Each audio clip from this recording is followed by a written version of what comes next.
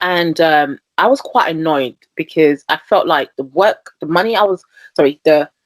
effort I was putting into my work was never reflective in my paycheck, right? Suddenly, have you ever wanted a car? And every time you want this car, you see it everywhere. Yes. Teslas and BMWs. I started seeing IT issues everywhere. Yeah. Like at home, everywhere I went. And then Hello everyone, welcome back to my YouTube channel. Thank you so much for stopping by. In today's video, I have the wonderful guest, Zainab Ola. She is a senior IT consultant and she's worked in automation for over 8 years. So I'm really excited to welcome her onto my channel because she's an amazing guest and she's got all the energy and charisma we need to encourage more women to get into tech. So the first question I'm going to ask Zainab is, who are you? And where are you based? So what do you do? Who are you and where are you based? Thank you. Thanks for having me here. So I am Zainab Alanian. A lot of people do call me Olaide. This is where the Ola comes from. I am a senior business analyst. I work primarily within the software industry. So I tend to focus around gaming applications and a lot of back end, back office to my clients' front end websites and stuff like that. Allow them to create offers, allow them to create campaigns for their customers, and etc. So that's what I primarily do now. I tend to focus around, automation, algorithms, software development, lifecycle, the very technical stuff. I'm not technical at the moment within my actual role now. But I do have some technical skills, not really development skills or coding skills, but I do have some technical ability. That's exciting. So just to confirm and to clarify for those who are watching, so what exactly is your job title and what does your day sort of consist of? Great. So I am a senior business analyst. Sorry about that. Mm-hmm. I'm a senior business analyst. My day. Ooh. It varies. It depends on the day. It depends on the month. It depends on what particular time of the year it is. So anyone that's sort of worked in corporate will know that we tend to do things quarterly. So we have 4 quarters within a year. So my day is structured around the quarterly planning aspects of things. Depending on what quarter we're in, it does shape what I'm doing during the day, and it does shape what I'll be doing for the next few weeks, right? So I work in a very safe, agile environment. So agile is a way it's a methodology that we use to develop software in a sort of a very rapid, iterative sort of manner. So we release things in small chunks and allow them to then become a bigger piece, a bigger part of a bigger piece later on within the release. So we tend to plan things ahead of time, 3 months ahead of time, actually. So I would tend to be working on either planning for the next coming 3 months, or within the actual current month, what I'll be doing is customer engagement, a lot of stakeholder management. I will be working within a number of development teams. I have a number of development teams, quite a massive companies. It's lovely. A number of development teams. I am always within the refinement sessions, meaning I work closely with the developers to understand exactly what my customers want and how my customers want it. Making sure things are clear, both documented verbally and diagrams. We use lots of diagrams and visualizations and symbols to illustrate exactly what we need. These are called requirements. Also do a lot of business analysis activities. So looking at what my customers want, where they want to go, and how they're going to get there, right?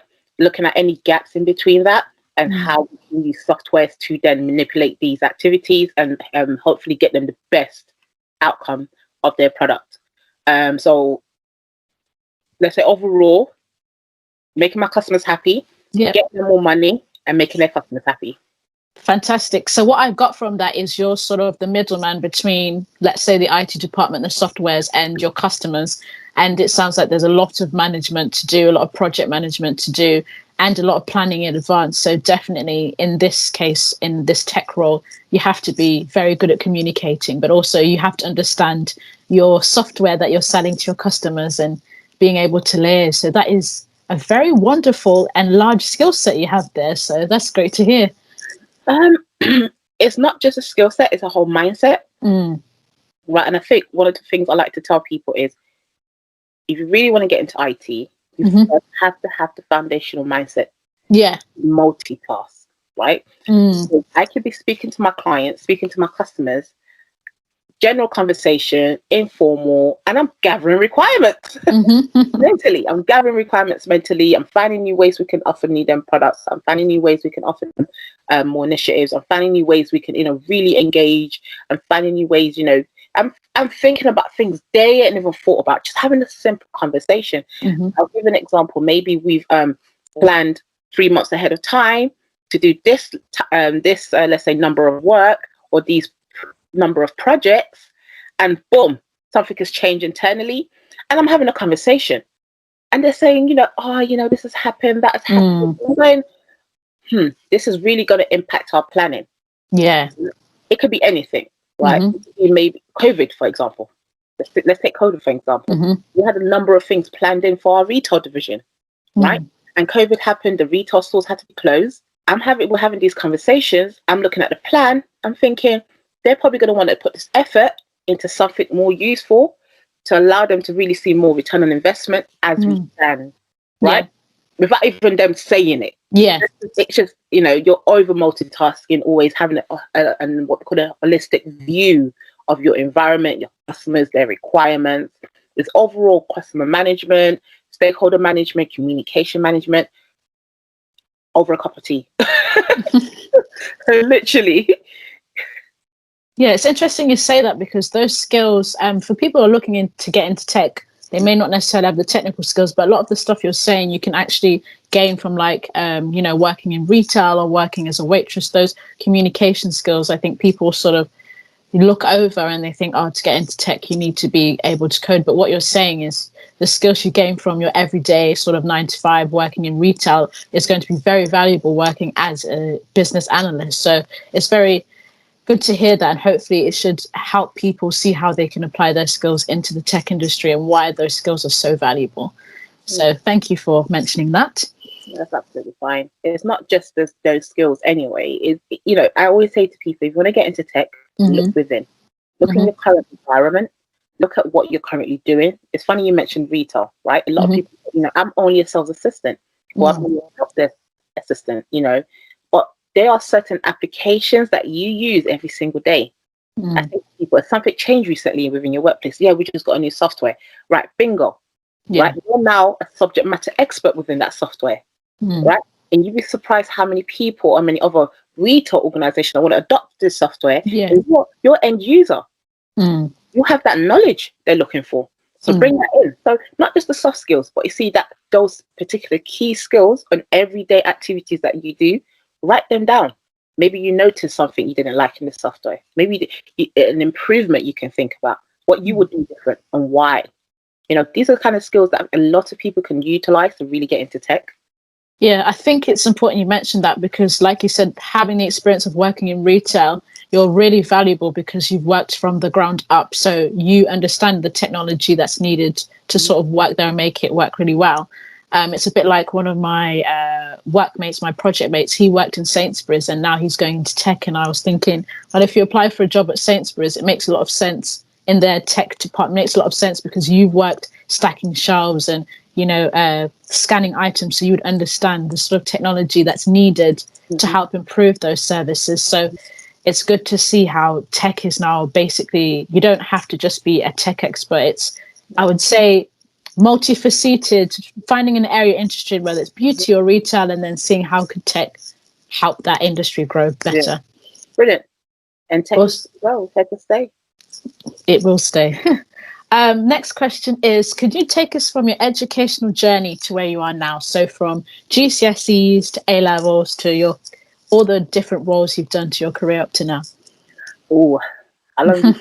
So I've always been someone who's been interested in business because I came from a very entrepreneurship. Like, well, my mother was an entrepreneur. Like, she never really did the 9 to 5. She always wanted to be her own boss. Yeah. So I came from somebody who was always within the business ecosystem. Like, she used to travel a lot. She used to trade quite a lot, right? Yeah. And one of the things that she taught me was that, you know, so right. So one of the things I, really took from her was how business acumen, like how business works, right? And I was always interested. So from GCSEs, I always knew I wanted to do something within the business sector. I didn't know what, right? It didn't really occur to me I could do something in IT, did it? When I mean business sector, I've always thought, okay, maybe I can be a sales manager or something. That's the kind of route I was kind of looking into. Yeah. I went to college. College again, I did business, more business stuff, all business. And I just love the organizational perspective of things, how things were laid out structurally. Strategy was my biggest, I think I even did a coursework on strategy in my A levels, and it was big because a lot of people at the time didn't understand, things like SWOT analysis, and these are terms you kind of you learn in university. So right. Yeah. So and I remember my lecturer said to me, you're pretty good. You really understand business. You really get it. And she said to me, you should be a business architect. You should try to be, look towards the business architectural stuff. And I didn't understand what on earth she meant. I think architect, I'm thinking people that build buildings, right? I was only like 15, 16. I was like, yeah. I want to be architect. I want construction. Right. Then went to uni. I went to University of Luton, right? And they had one of the biggest business sort of departments. Yeah. So they were doing quite innovative stuff at the time when I'd gone into uni. They had what we call like a business pod. Okay. And it allowed us to actually work on real life projects. So I remember one of the projects that I worked on was enterprise cars. They were looking for So they were looking for a new location within the Luton, Dunstable sort of area, Midlands area. And then we were tasked with this coursework, right? To find a location, but we're given these requirements. Yeah. It had to be near, transportations. We had a list of requirements, right? Yeah. And even down to like sizing, you have to have at least some kind of car park to keep all their fleets of cars. And I was really excited about this project. It was a Teams project, you do a Teams presentation. Yeah. I have never delivered so well in presentation before that time, right? I just loved it. And I was the team member who's always calling everybody, make sure everyone's done their P's and their slides. Yeah. And I'm a very, when it comes to slides, if it's not done asymmetrical, down to the T, I am not in them slides because I don't want my name anywhere near it. Right? So I want my slides done perfect. I want everything, all the boxes aligned. I want everything neatly done. And I remember getting an A star. Listen, I'm not joking. That was my first A star. Wow. That was my first A star ever from college, from college school days, GCSE days. I was an A student, right? I was borderline, just passing. So for me to get an A star, it was like, okay, I found my niche. I found what I wanted to do. Yeah. I finished uni and I didn't do anything with it for a very long time. I do remember applying for a few graduate schemes, trying to get into a graduate scheme, etc. And I think I gave up because after university, it was no longer my passion. It was very nice and theory-based stuff and getting A stars and stuff like that, but I lost it, right? At this time, I still hadn't really thought about technology as a business analyst, right? I went into the teaching route. I went to the teaching route, and then I was doing mostly around SEN students, so kids that had autism. Wow. I worked heavily around kids, and I just found another love, right? Kids that had special behavioral issues. I can connect with them in a way that a lot of staff members and other people really struggled with. Parents struggled with, right? I have some now who still come and visit me. They just won't let me go. Like, I have some now, and parents who still call me up and still visit me. So I went down that route for a number of years. And I was quite annoyed because I felt like the effort I was putting into my work was never reflective in my paycheck, right? Never reflective in my paycheck. And then I went into a store one day, body shop, and I used to buy these like buttercream sort of, but the strawberry ones were my favorite. Yeah. And the coconut, coconut. Remember those ones, the coconut ones? Yeah, they were my favorite. I wore them through a whole university days. And then I was buying one, and then I was at the till, and this lady was frustrated with the till system, and she was so frustrated. It was in Brixton, right? She was so frustrated. Literally, it was like that's it. She was giving up. She wanted to quit. And then the manager supervisor came out, and then she was equally as frustrated. And I was like, oh, do you know, I can pay cash. I don't need a receipt, right? Yeah. And I just remember them saying, oh, like, since they're putting these new softwares, like this and that, this is like complaining. And I was thinking, and it just came to me, like, IT. I've always been good at computers. I'm someone that's like, that the one that auntie calls up and say, hey, can you help me? Like, I've got a bug, Yeah. Like, can you help me? Like, And then I did a course, right? I first did a course, and the course didn't really teach me much. Didn't really give me anything, to be honest. Then suddenly, have you ever wanted a car? And every time you want this car, you see it everywhere. Yes. Teslas and BMWs.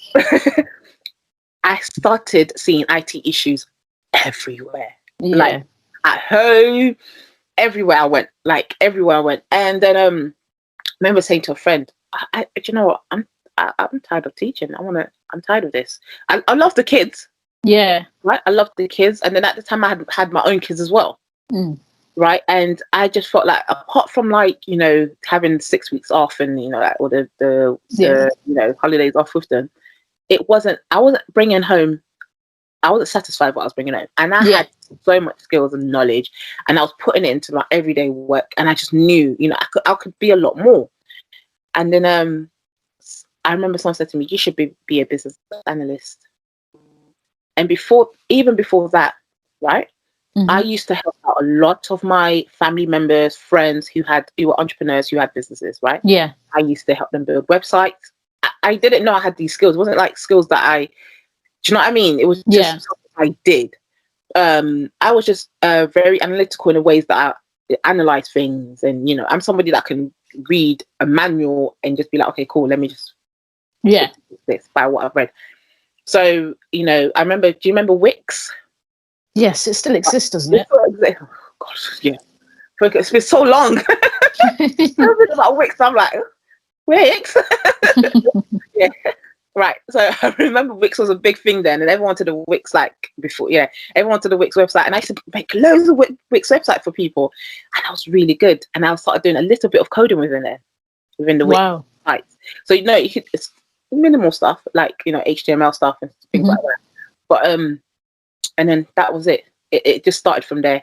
I remember my first job was actually listen. What's the word? What was I going to say? When you know somebody in the industry, yes, you want to go into, utilize it. Networks. Network so hard with people. I remember I used to go to business shows. I didn't have a business. Yeah. Business shows, and it was at this business show that I met this company, right? And I was really intrigued by what they did. They did what they called voice. So it's like voice. It's like, have you ever tried to call HMRC recently, and then they use your voice to unlock your account? Voice recognition. Yeah. So yeah, right. So I don't want to use anything technical against me. Yeah. So right. So they were doing that. It was very innovative, right? There was an Excel center, and they gave me a job. Wow. They gave From me networking. just from talking to them. Yeah. The gals was like, listen, come speak to me.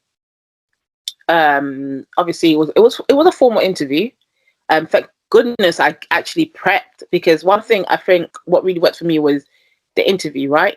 Yeah. And then I started, I was reading so much about this technology and advancements, and then we ended up bonding over things outside of their core business, right? We were talking about Yeah. other things, innovative stuff. I was talking to him about things around 4G at the time. No, yeah, I was talking about 4G and stuff like that. Then I got a job with them.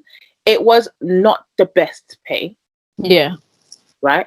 It was not the best. I did do a lot of like I said, I was doing all the Wix stuff. So I was doing like loads of freelance and stuff at the time as well. It was not the best pay, right?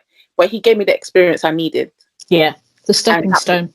The stepping stone I needed, and that was it. Wow. That was it. I was in love with softwares, in love with development, and I just had this way of dealing and speaking to people, right? I can literally have a conversation with developers who are, I wouldn't like to say that every developer is an introvert, because that's not true. I'm telling you now, that's not true. But developers are always quite focused, and for you to really get them away from their current focus, to get them to listen to you and speak to you and actually engage with you, bring them on board to a new idea, allow them to explore and analyze, your understanding of what the idea or the solution should look like to a degree. Most of them, they'll be like, no, I'm not doing it because that's a very silly idea. It's just too much. Do you know what I mean? However, they'll say, oh, but we could do it like this. They'll kind of give me options.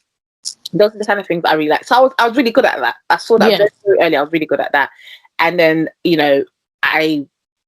I went up and up. I was doing other things though. And now what I then started to do was become a lot more technology focused. Yeah. So I become a lot more technology focused and a lot more intrigued with things around Salesforce, for example, anything customer relationship management, Zendex. I was those sort of small, not small, so sort of more niche applications and tools. ServiceNow, right? Yeah. I remember walking to an interview and I was talking about ServiceNow. They were like,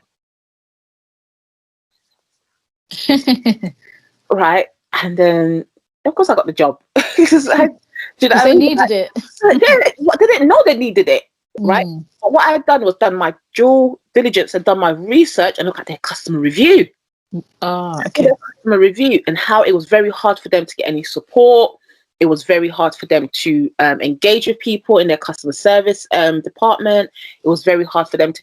I saw so much reviews, right? This is before TripAdvisor and all of these guys, right? This was like just looking online and just doing your research, right? Gives you a stepping stone so great you would not understand.